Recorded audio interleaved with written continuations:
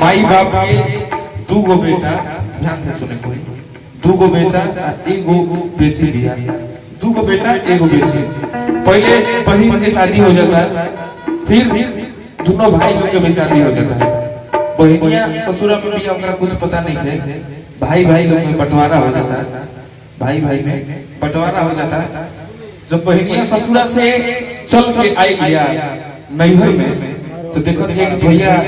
वो उनकर मेहरार वर्ग के खाना बनाओ तरी, अब उनकर मेहरार वर्ग के खाना बनाओ तरी, माई बाप भूखे तड़पता, बुढ़ा गई बा, कुछ करे लायक नहीं थे। बहनिया जाके भाई लोग से सवाल करतिया, का कहतिया, क्या करे ऐसे कह रहे गीत जल्दी गावला चाहे क्या कि हम एगो एकरा में लाइन बा, वो लाइन लेत समय सबके आंसू गिर जाला,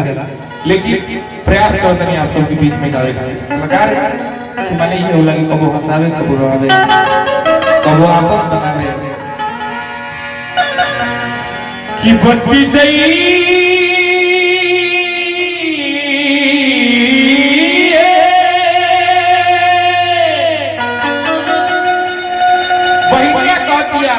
भैया लोग से जाके अपना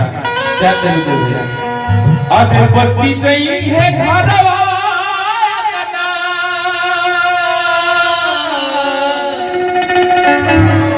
कुंदन भैया, कुंदन भैया, अरे बत्ती जई है घरवा ना, दुआर पाई पाई, सब कुछ बटी कि बटी चाहिए खाना दुआर पाई, ई सब तो बट लेकिन के कदा में बाबू रही है, आज के कदा में माई, चले के बाद कि बटी चाहिए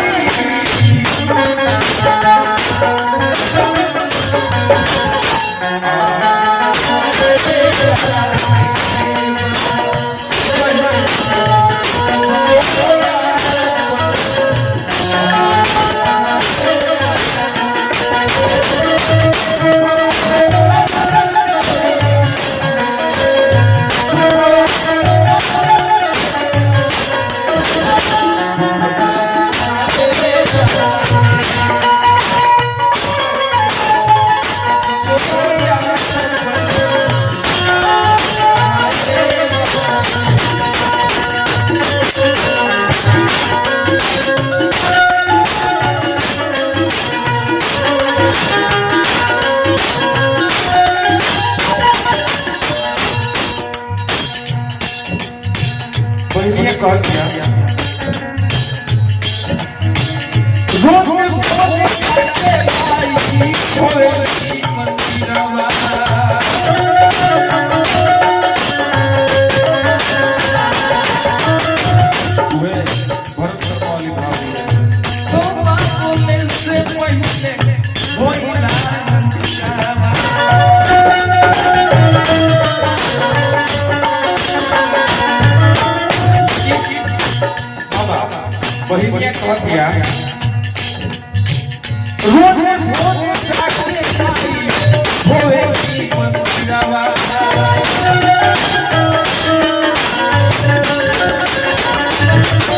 ओहे बाबू भाई तोरा के रोज तारा मंदिर में जाके मंदिर धो लिया, माई से बढ़िया कामना कर दिया, ओहे बाबू भाई जा बाबा बोली गवा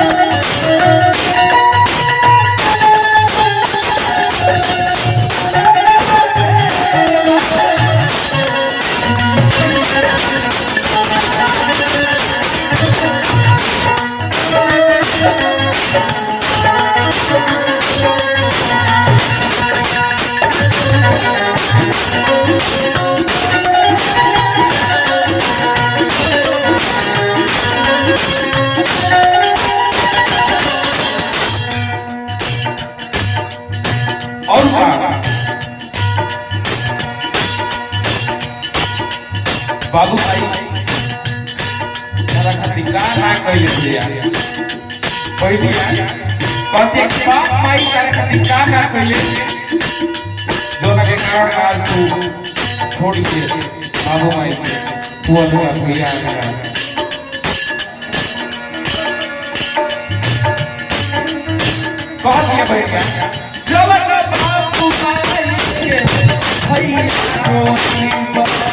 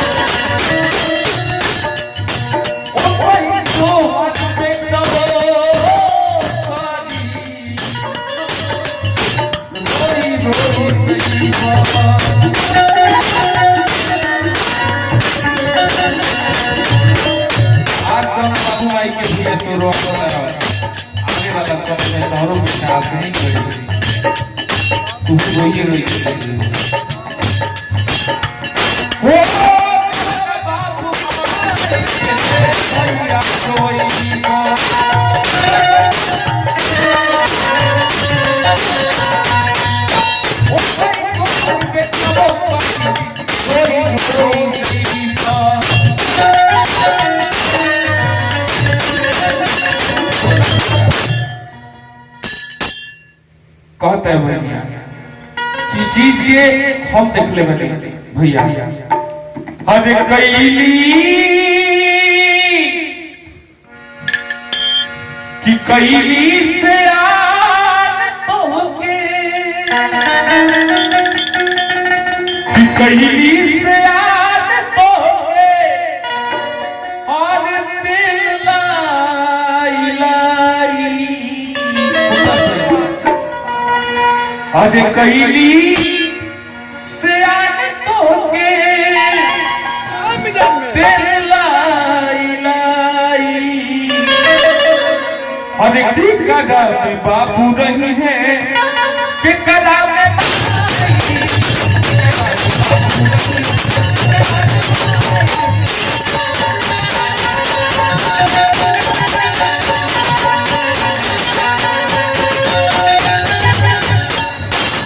और पट्टी गई है